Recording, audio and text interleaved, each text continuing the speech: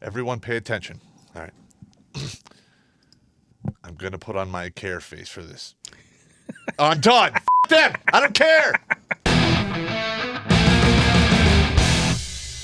Over 50% of liberal white women under 30 have a mental health issue. Are we worried yet? See, now this is the thing that I was saying. Are we really that shocked? Or is this just confirmation of something that we've all kind of figured out? Yeah. I mean, if you have not come to the conclusion that the liberals are out of their goddamn mind, I don't know what your problem is, because they are so goddamn crazy.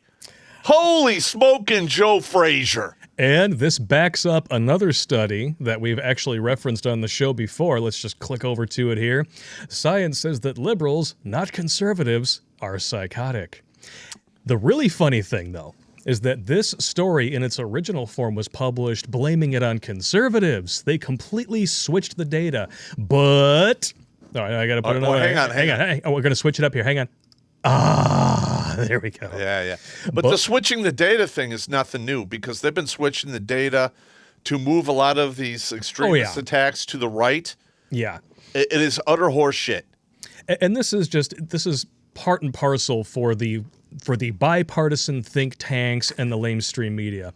They publish the story. They wait until it's been erroneously cited a whopping 45 times.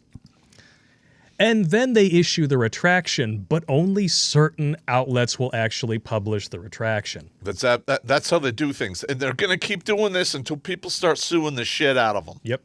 And this was in the American Journal of Political Science, published in a 2012 paper that has an error. The Political Science Journal published an off-cited study claiming conservatives are more likely to show traits associated with psychotism, but now say they got it wrong. Very wrong. In fact, 180 degrees the reversal. Not like $2 billion in damages didn't prove that point, but hey. That wasn't an accident. No.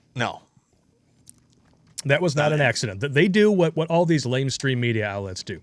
They publish something that they know is a lie. They let the lie circulate. They wait a couple of days, and then they silently issue a retraction on like page 45. Yep. Or they just flat out lie by omission. You know, they have something that's in the headline that is directly debunked by things that are like 5 and 6 paragraphs deep. You mean logic damning? Yes, logic damning. Happens all the time. Yeah, a lot of these liberal papers or papers written by the liberal left, they are very heavy in logic damning. Yes. Oh, goodness gracious. Here we go. Yeah, we're going to get right into it here. We're going to flesh out some of the nuts and bolts of this here. Women and mental illness. Women are 40% more likely to develop depression than men. Due to the lower levels of serotonin, they're more likely to have anxiety and depression. Because of that deficiency, there are also certain life experiences like childbirth, which can lead to these diagnoses, like postpartum. 1 in 7 women will be diagnosed with that. And it's a particular condition that leaves victims feeling powerless and without confidence or assurance in their own abilities as a mom or a caregiver. I know that it can lead to some bad stuff. I'm just giving them shit. Hang on. All right. Everyone pay attention. All right. I'm going to put on my care face for this. I'm done. Fuck them. I don't care. All right. Well, you know. All right. You got my care face for like a fraction of a second. Life is tough. Man up, cowboy up, move on, ranger up, because guess what? Feminism is one. Men and women are equal. Handle your own shit. Handle it. Handle it. All right. If you don't like it, win. I'm serious. I'm so sick of this fucking whiny titty baby bullshit. I totally get it. I mean, these goddamn cock slamming bitches. I'm so sick of this. They sit there and like, I'm strong and independent. I can't. I mean, pick a side of the fence and stick to it. And they all medicate the same ways: pets, happy pills, or And there you go. No, you got to add boxed wine in. Oh, yeah, boxed wine. I forgot about that. And ice cream. Boxed wine in Catland. And ice cream. Do. We got to do the green screen one on that. It's going to happen. Popp has requested to be green screened into boxed wine in Catland. Dude, that was absolute comedic genius. Yep. Let's read the opening 3 paragraphs. All right, here, yeah, let's do it. This is actually it sets this up very well. It's a common tactic of the politically charged on either side to take the particular adherents of an ideology and equate that die-hard worship to mental illness. Conservatives label younger liberal generations as snowflakes or as having Trump derangement syndrome if they didn't like the past president. Because they're weak.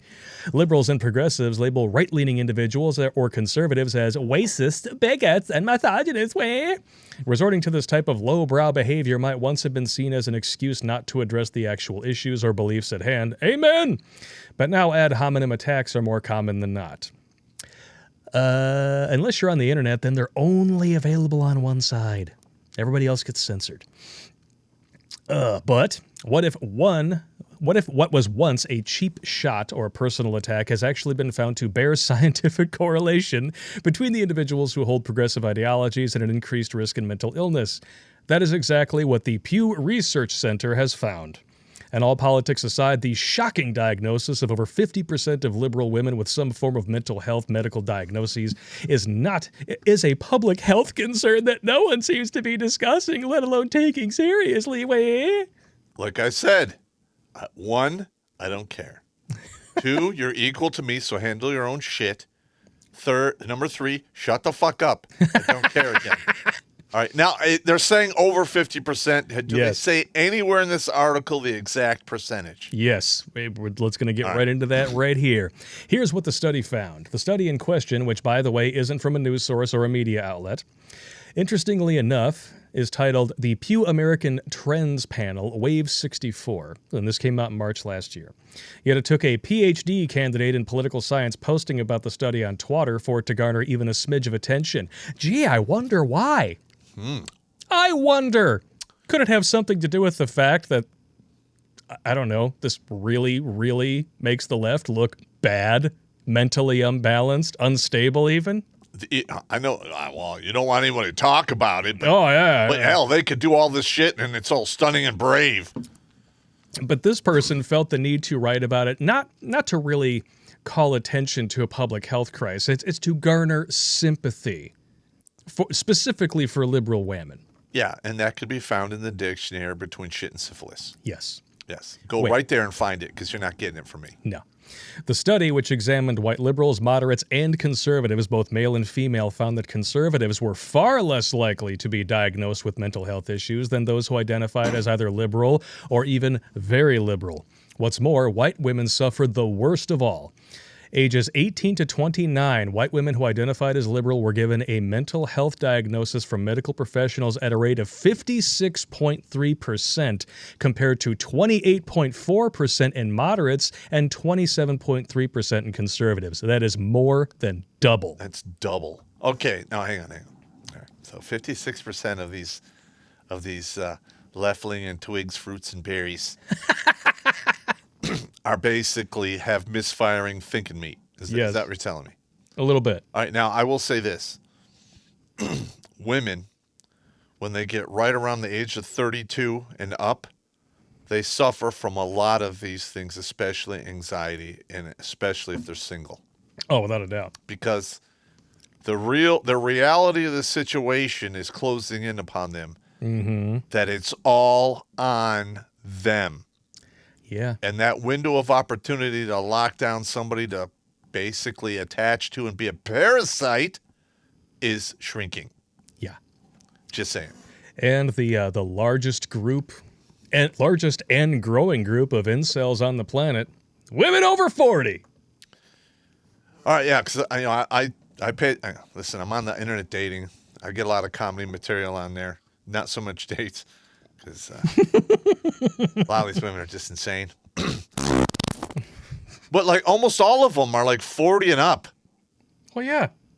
Listen, I don't even. You better make at least $70,000. You better have a car. You better have your own house. Oh my God. I don't really talk to women that are like over 43.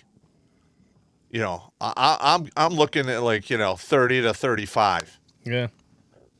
You know, unsuccessfully because they're so picky, but that's fine. But it is what it is. I've still got time. You ever try to pry apart a grilled cheese? No, it's a tuna melt with onions.